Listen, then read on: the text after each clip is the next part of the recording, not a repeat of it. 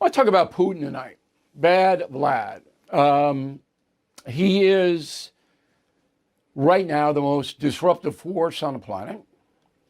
One of the most evil men that I've seen in my lifetime. He is on the cover of my upcoming book, Confronting Evil, along with Hitler, Mao, and the Ayatollah. There's 4 of them. Now, in the book, there's about 15 evil people that we profile, but I couldn't put 15 on the cover. But I wanted Bad Vlad there because he's in motion. We can see him. There is a segment of our population that doesn't really see him as being evil. Let me run down a few things, all right? So Putin had a terrible upbringing in Leningrad, which is now St. Petersburg, Russia. It was awful, and you'll read about it in Confronting. And his father was a brute.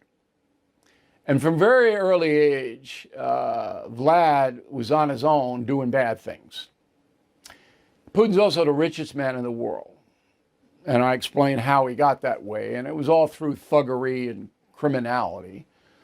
But he amassed power at the end of the Soviet Union as a big KGB colonel based in Dresden, Germany, feared by both Germans and Russians.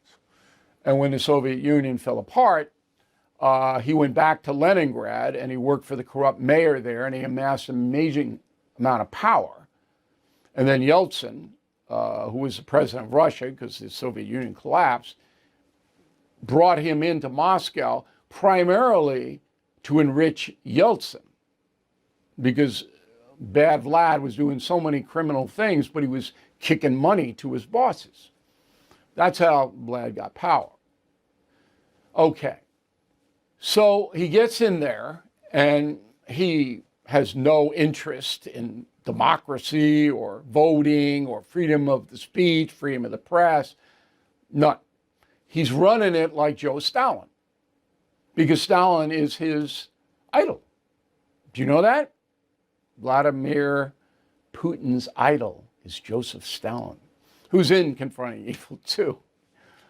And so Vlad consolidates power by assassinating people, outright killing them, and secret police, gulags, you name it.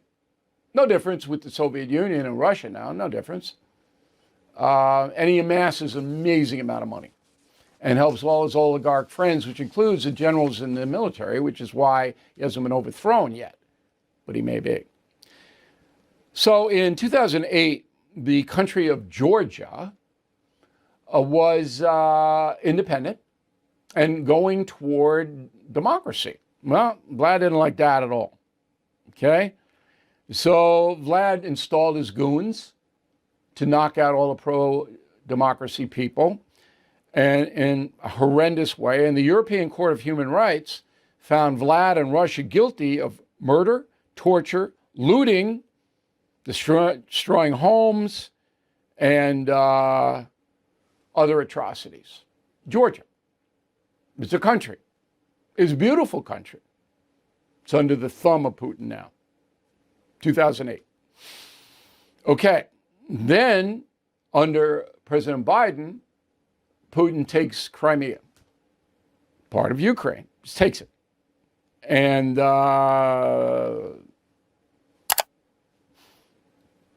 President does nothing. Okay? So Barack Obama huffed and puffed, but he didn't blow anybody's house down. He didn't want to start a war. Putin was testing him. And Obama said, it's really not worth it. We got the war on terror here. We got so he didn't do anything. That opened it up for the current situation. At the same time, Syria, run by Assad, murdering his own people, gassing them. Well, who's behind him? Putin. Where's Assad now? Moscow. So Assad had to run for his life. A few months ago, he's in Moscow. Putin, yeah, buddies. Like this.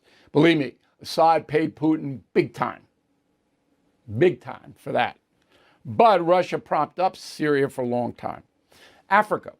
So you've heard of the Wagner Group. They were involved in the invasion of Ukraine. Well, they're in Africa too. And they're brutalizing people, killing people, and they were in association with Russia. Now you remember that the head of the Wagner Group rebelled against Putin. And then, in a stunning display of stupidity that I've never seen, goes to Moscow, the head of the Wagner Group, to sort it all out. Vlad doesn't show up for the meeting, but they have a meeting. And the Russian authorities, the lesser guys, go, don't worry about it. Vlad's okay with you.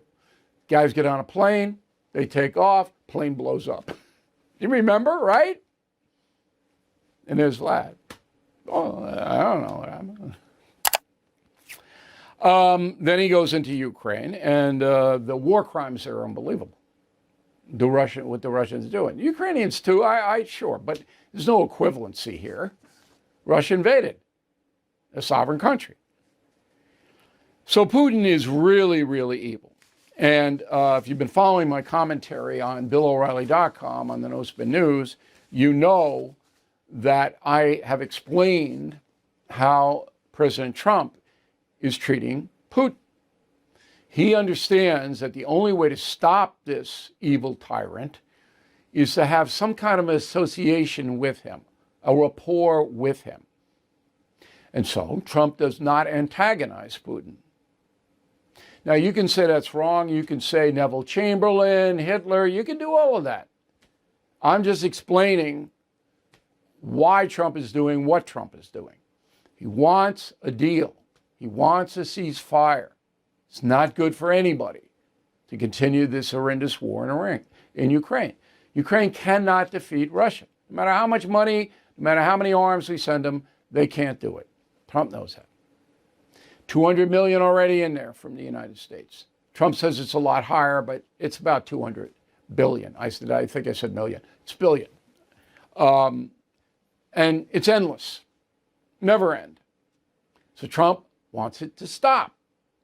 And for that, he needs Zelensky to shut up, which is why that whole thing blew up on Friday in the Oval Office. Now, Putin is gloating right now. He couldn't be happier because he's just a pure evil. A lot of people don't understand evil, and some don't even acknowledge it exists. But it does. And then I will define what evil is in the book, and you'll see the people that we select to tell you about. There's no excuse. But Putin right now is going, oh, yeah, look, Zelensky got humiliated. Trump is on my side. Trump's not on his side. Trump knows that the only way a deal happens is if Putin can portray himself as a winner. But you're going to give him a little bit of that. So he saves face. That's what Trump's strategy is. Is it going to work? I don't know.